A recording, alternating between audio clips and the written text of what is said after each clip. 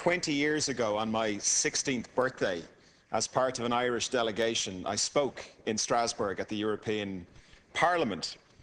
I was so nervous that about an hour later my legs collapsed and I found myself staring at the ceiling of a French supermarket. Now, at the time, I was proud not only to be an Irish citizen, but to be a European citizen, and I'm glad to say that I still am.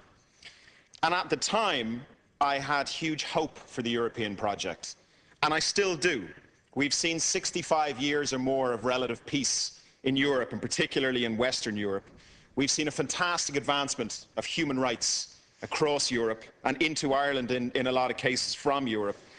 And we have seen huge advances in trade and cooperation between the European nations. So I am proud to be European, and I believe that the European project is extraordinarily important. And unfortunately, two recent events drastically undermine the European project.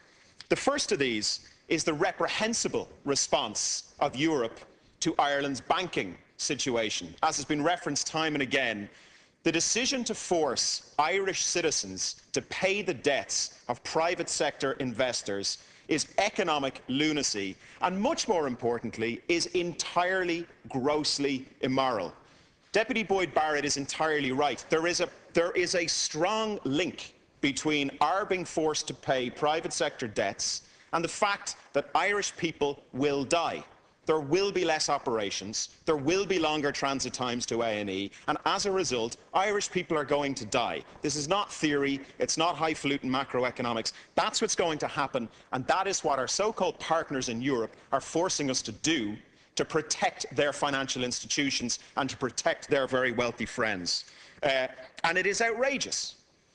And Deputy Ross is correct in saying that the government, Taoiseach, you will probably be lauded for ticking all the boxes of the IMF deal.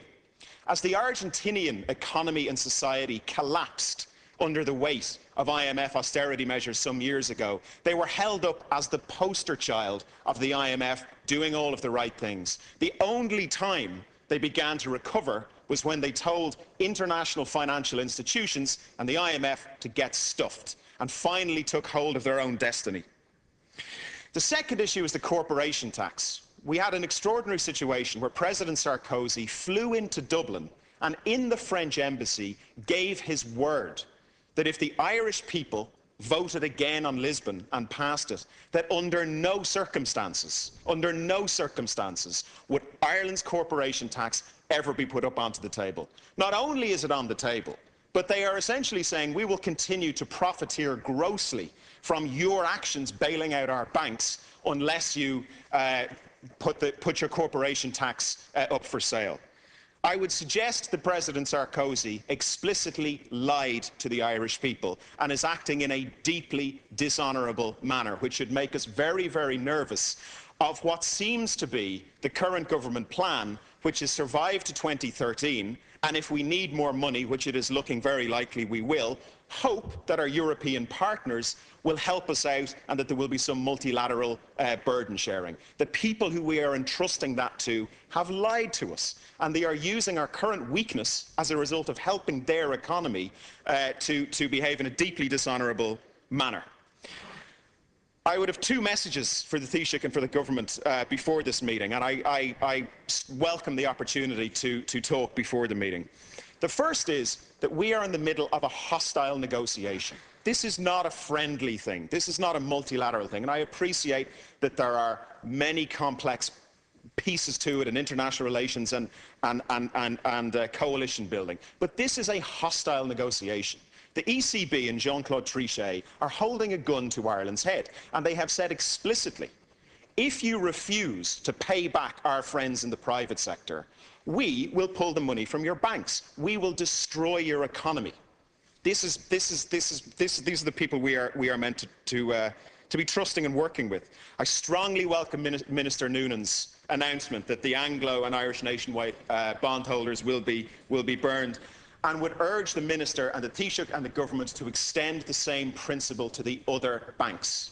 Minister Noonan's logic that it is now possible because Anglo is no longer a bank is fine, But the moral argument applies to every senior bank bondholder of every single bank. Deputy, and it is the moral argument that needs to win out in the end.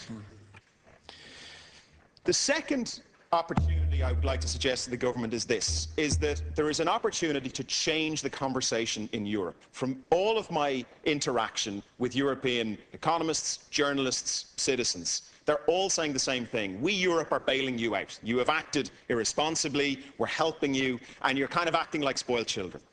And the message that needs to get through to them is this: you are not bailing us out. We are bailing you out. The Irish people are being forced to pay €100 billion of debts that are not and were never theirs to bail out your irresponsible banks.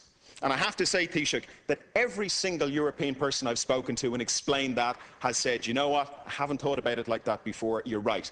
And I've now begun to hear our own media challenging the foreign powers and saying this. So I would urge the government to bring this message to Europe and say, we are bailing you out, and as such, you must engage in burden sharing. There's €100 billion in debt. If we can split that into the Irish people paying 25, the bondholders paying 25, and our European partners paying 50, our national debt will come down hugely. We will be back in the markets tomorrow, and we will be back in control of our own destiny.